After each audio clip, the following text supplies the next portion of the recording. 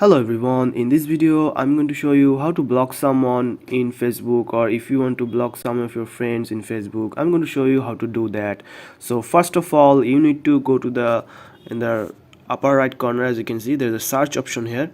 You need to search your friend that you want to block here. So for example, I'm going to search one of my friend here.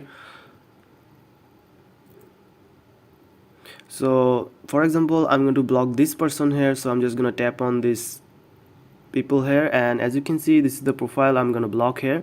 So you need to choose the three dot option here in the right here. As you can see, there's a three dot menu here. Tap on it, and here you will see an option called block here.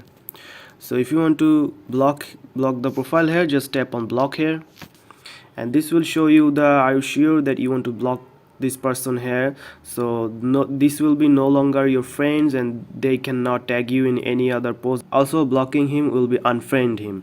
So you just need to tap block here. As you can see, blocking this user here. So now that person that I have blocked is now in the block list here. So that's it guys, this is how you block someone in Facebook here. So if you found this video helpful, please subscribe to this channel, and thank you for watching.